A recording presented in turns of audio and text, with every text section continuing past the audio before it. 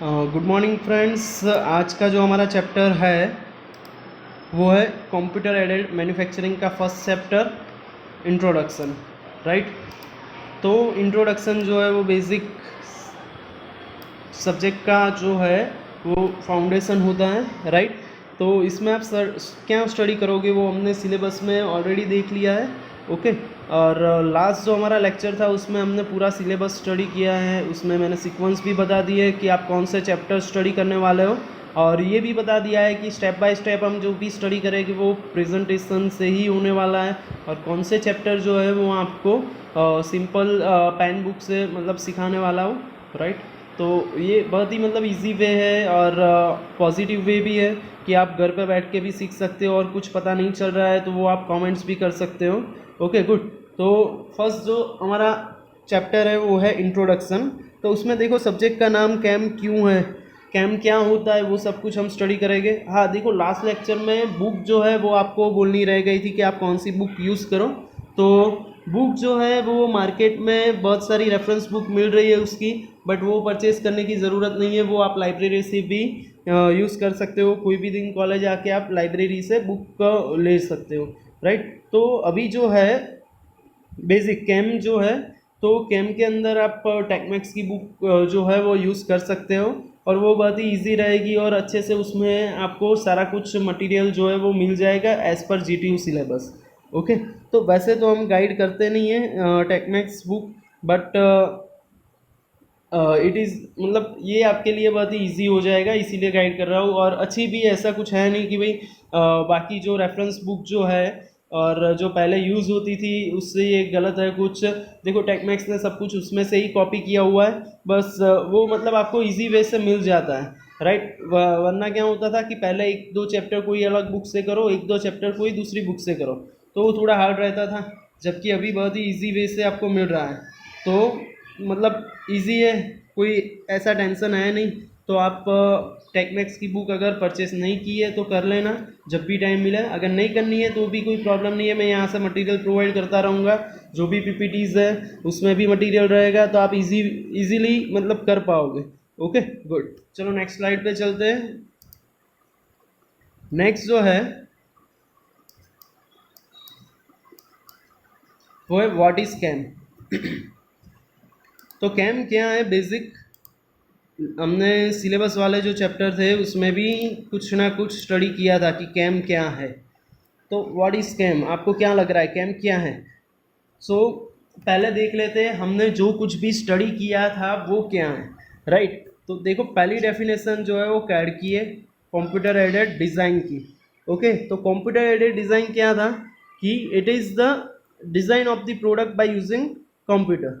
Right, तो वो तो कैम है नहीं, वो आप सभी को पता है कि कैड क्या है, it is the design of the product bye using computer. Right, so next जो है वो है CAE।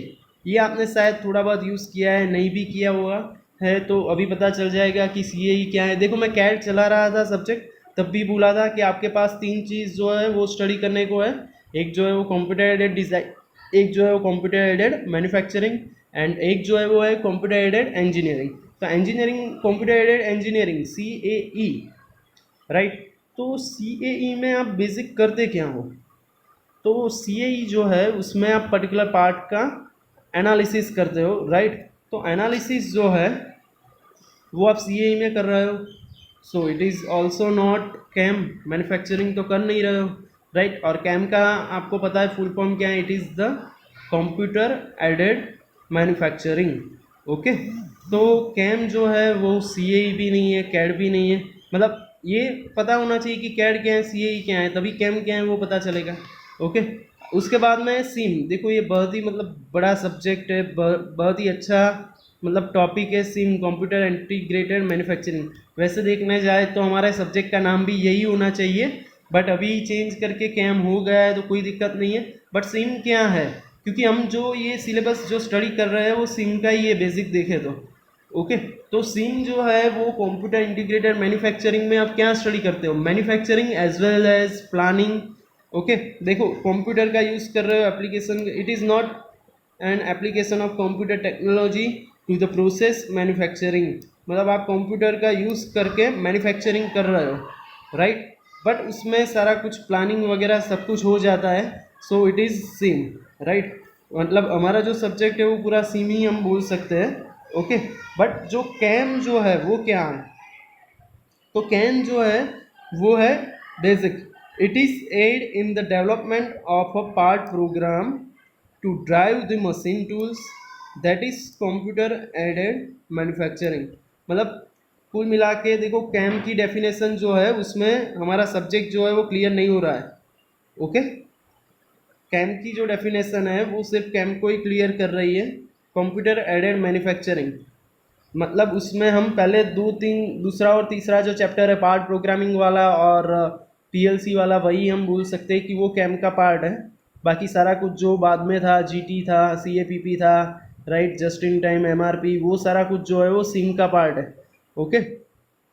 तो वो कैम का पार्ट है भी नहीं। और सिम जो है वो बहुत ही बड़ी चीज़ है, उसको हम ये भी नहीं बोल सकते कि जो सिलेबस में वही सिम है, उसके अलावा भी बहुत सारा कुछ सिम के अंदर आ सकता है कंप्यूटर इंटीग्रेटेड मैन्युफैक्चरिंग के अंदर। मतलब कैम क्या है, it is the aid in the development of the part programs to drive the machine tools, okay. तो मतलब कोई भी मशीन टूल को ड्राइव करने के लिए जो भी प्रोग्राम्स वगैरह चाहिए, राइट, वो सारा कुछ जो भी हम डेवलपमेंट कर रहे हैं वो किस में होता है, computer aided manufacturing. Bye using computer आप क्या करोगे, पार्ट प्रोग्रामिंग करोगे और कुछ मैन्युफैक्चर कर लोगे, राइट। तो ये है CAM, okay. It is not, मतलब ये देखो मटेरियल हैंडलिंग, रॉबर्ट्स और वो सब नहीं है कैम जो है वो, ओके। और कोई डेटा कलेक्शन नहीं है कैम जो है वो। फिर material requirement planning, just in time या ऐसी कोई मेथड जो है वो नहीं यूज़ करने वाले हैं हम। तो कैम जो है वो आप सभी को पता है अभी बेसिक क्या है, it is the part programs to drive the machine tools, it is by using computer, it is called as the computer aided manufacturing. और पूरा सब्जेक्ट जो अभी हम स्टडी करने वाले हैं, आप बोलोगे कि सर इसमें तो रोबोटिक्स भी है, जस्ट इन टाइम भी है, एमआरपी भी है, अभी हमने सिलेबस देखा, तो वो सारा कुछ क्या है, तो वो सिम में कवर हो रहा है, राइट। बट अभी सब्जेक्ट का नेम जो है वो चेंज हो गया है, तो इसमें कंफ्यूज मत होना, ओके। कुल मिला के कैम क्या है वो आपको पता होना चाहिए, सिम क्या है वो आपको पता होना चाहिए, बराबर है, ओके गुड। चलो नेक्स्ट स्लाइड पे मूव करते हैं। तो कैम क्या है वो आप सभी को होप सो पता चल गया होगा। तो उसमें देखो दो टाइप के बेनिफिट्स हैं, एक जो है वो है टेंजिबल बेनिफिट्स एंड दूसरा जो है वो है इनटेंजिबल बेनिफिट्स। तो ये टेंजिबल इनटेंजिबल क्या है, मतलब डायरेक्ट इनडायरेक्ट। मतलब एक जो है वो डायरेक्टली आपकी सिस्टम को प्रॉफिट दिलाएगा, बेनिफिट देगा, और दूसरा जो है वो इनडायरेक्टली आपकी सिस्टम को बेनिफिट्स देगा। तो सबसे पहला जो है वो टेंजिबल बेनिफिट्स में हम देखेंगे वो है हाई प्रॉफिट्स। तो हाई प्रॉफिट क्या है, तो बेसिक कैम अगर आपके पास है तो आपके पास लेटेस्ट टेक्नोलॉजीज हैं, तो उसके बेस पर एक्यूरेंसी ज़्यादा है, तो प्रॉफिट जो है वो भी क्या है, ज़्यादा है। लेस डायरेक्ट लेबर, मतलब डायरेक्टली लेबर जो था वो वर्क जो था, लेबर वर्क वो क्या हो गया, कम हो गया, ओके। तो उसकी वजह से लेबर जो है उसकी रिक्वायरमेंट भी कम हो गई। इंक्रीज मशीन यूज़, तो मशीन जो है उसका यूज़ हम क्या कर सकते हैं, मैक्सिमम कर सकते हैं 100%, 24/7 मशीन को हम यूज़ कर सकते हैं। उसके बाद में रिड्यूस स्क्रैप एंड रिवर्क। देखो स्क्रैप क्यों कम हो गया, जो कन्वेंशनल हमारी प्रोसेस थी, जो भी सीएनसी वीएनसी आने से पहले जो भी हमारी कन्वेंशनल प्रोसेस थी, तो उसमें रिवर्क भी ज़्यादा था और स्क्रैप भी ज़्यादा निकल रहा था। जबकि अभी की जो प्रोसेस है उसमें एक्यूरेंसी ज़्यादा है, उसी वजह से रिवर्क तो है ही नहीं और स्क्रैप भी कम निकल रहा है, राइट।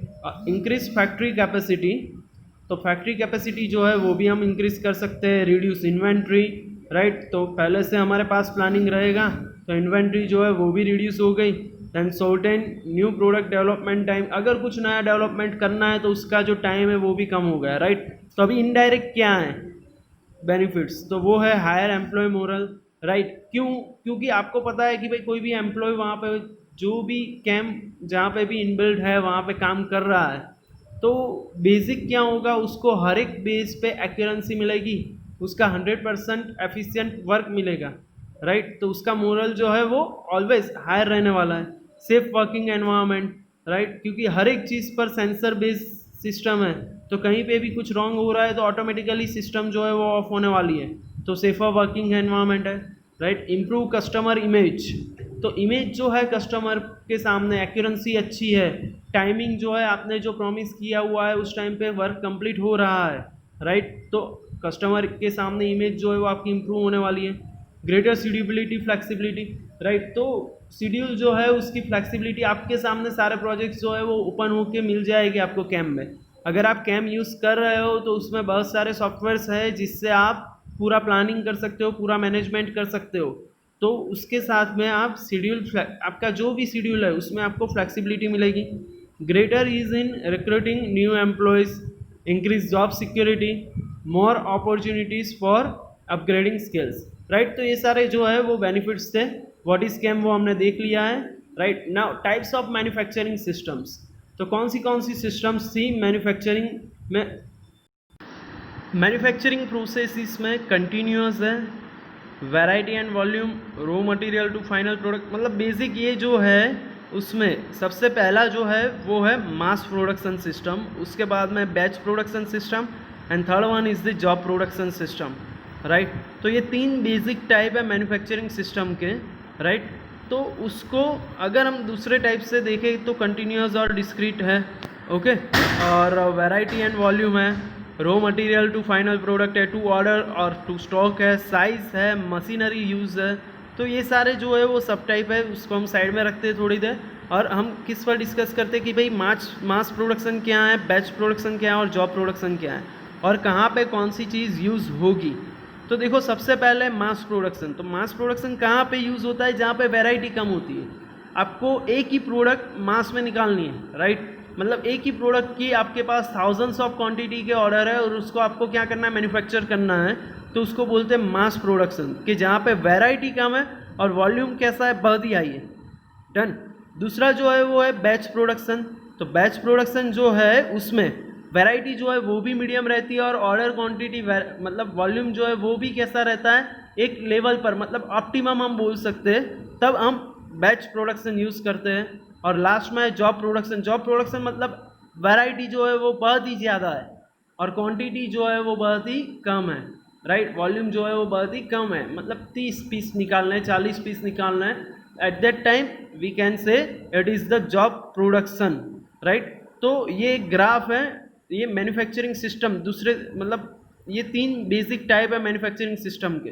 उसमें अगर हम कंटिन्यूअस सिस्टम देख सकते हैं, वैरायटी एंड वॉल्यूम सिस्टम देख सकते हैं। तो ये वैरायटी एंड वॉल्यूम का ग्राफ है basic. Raw material to final product, direct जो है एक प्रोसेस में ही हम आगे बढ़ेंगे, राइट। तो ये इसमें कुछ डीप जाने की ज़रूरत नहीं है। टाइप्स ऑफ मैन्युफैक्चरिंग सिस्टम में basic mass production, batch production and job production ही देखना है, ओके गुड। उसके बाद में है ऑब्जेक्टिव्स ऑफ सिम, ओके। तो ऑब्जेक्टिव्स ऑफ सिम क्या है, तो सबसे पहला ऑब्जेक्टिव देख लिया हमने, बेनिफिट्स जो भी हमने देख लिए, राइट। तो बेनिफिट्स जितने थे वो सारे के सारे ऑब्जेक्टिव्स ही हुए हमारे, ओके। तो फर्स्ट जो है वो क्या है, the use of computers to guide the working of industrial process is known as computer aided manufacturing. Any factory can made highly automated by developing real-time system and robotics. A CAM system is highly efficient because it can control the production house through different automated techniques. The purpose of CAM is to ensure that the error rate is decreased, uniformity of the product is high, and precision in the process can be achieved. Right देखो cam हमने पहले, सबसे पहले cam क्या है और उसको हम यूज़ में क्यों लाए, उसके बाद में कैम जो है उससे हमारा बेनिफिट क्या है, तो हाईली एफिशिएंट, बराबर। CAM system is the highly efficient. दूसरा जो है ऑटोमेटेड टेक्निक्स जो है उसमें यूज़ होती है। थर्ड प्रोडक्शन प्रिसीजन जो है वो कैसा है, हाई है, मतलब एरर जो है वो कम होती जा रही है, ओके। उसके बाद में CAM operations is part of now almost all the industries. मतलब देखो अभी सारी इंडस्ट्री जो है वो ऑटोमेटेड, मतलब ऑटोमेटिक वर्क पर ज़्यादा फ्लो हो रही है, राइट। पहले कन्वेंशनल लेथ मशीन थे, राइट। अभी क्या है, CNC है, VNC है, राइट। CNC VNC जो है वो computer numerical control machine, vertical milling control, right. तो ये जो है वो सारा कुछ अभी मार्केट में आ गया है, ओके। तो उसकी वजह से कैम जो है वो फ्लो में है। This has also reduce the labour cost. वो तो एक ही लेबर, देखो पहले CNC ऑपरेट करने के लिए 5 CNC लगाए तो 5 लेबर चाहिए थे, अभी 5 कन्वेंशनल लेथ लगाए तो वहाँ पे 5 लेबर चाहिए थे। अभी क्या है कि भाई एक CNC लगा लो, 5 लेबर का काम और 5 मशीन का काम, बराबर है, एक CNC और एक लेबर कर लेगा, और उससे भी ज़्यादा एक्यूरेंसी रहेगी, बराबर है। तो ये जो है वो हमारा ऑब्जेक्टिव है कि भाई लेबर जो कॉस्ट है वो भी रिड्यूस हो जाए, एक्यूरेंसी हाई मिल जाए। तो ये सारा कुछ जो है वो बेनिफिट्स ही है। सिम कैम के जो बेनिफिट्स हमने देखे वही का वही है। ओके, तो आज के लेक्चर में हम इतना रखते हैं। Thank you very much to see the lecture.